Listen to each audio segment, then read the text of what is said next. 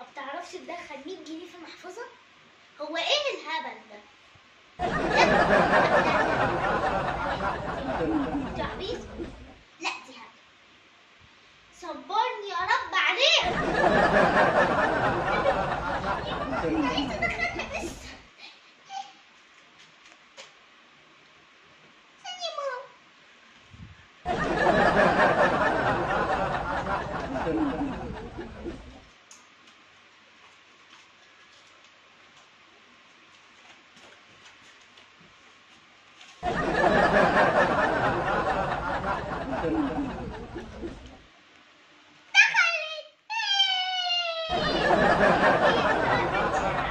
أخيرا عرفت تحطي الفلوس ازاي؟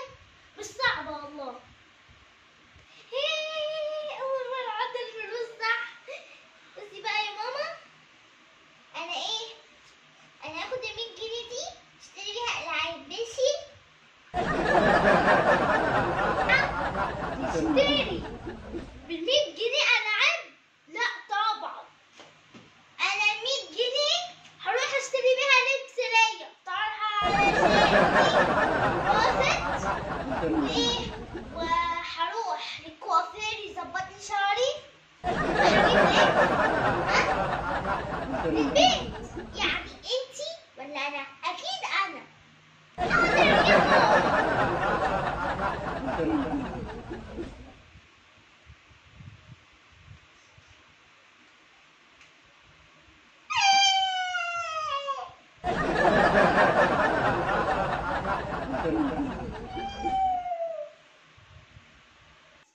اسكتي، مش كل شوية تزني، انا داخلة انام. بابا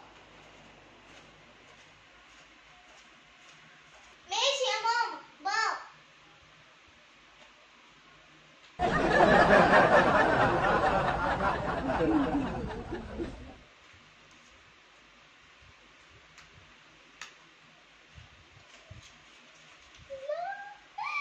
هتحقق لي كل اللي انا نفسي فيه. انا هشتري بيها هدوم كتيرة قوي.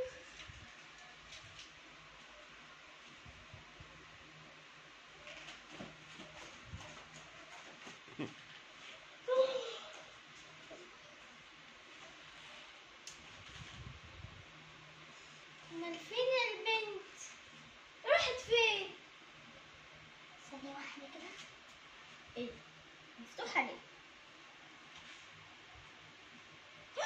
ال 100 جنيه أخيراً ال 100 جنيه جبت بيها الحاجات دي كلها. الله حلوة أوي. ايه ده؟ هي مفتوحة كده ليه؟ نص الحاجات ضاعت.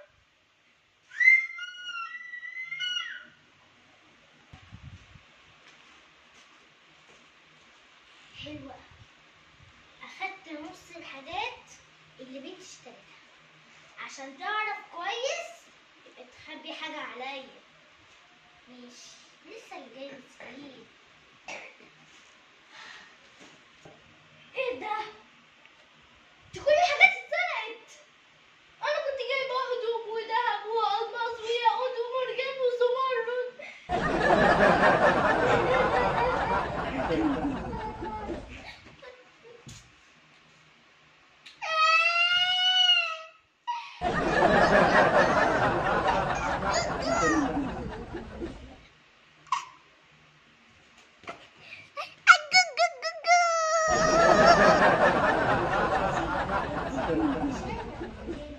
لسه اللي جاي تقيل.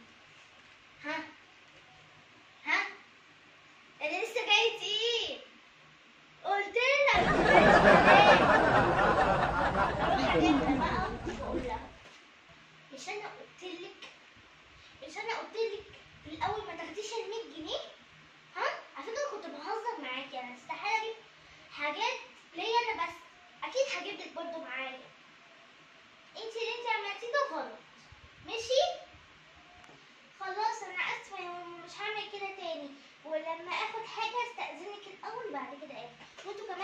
حلوين.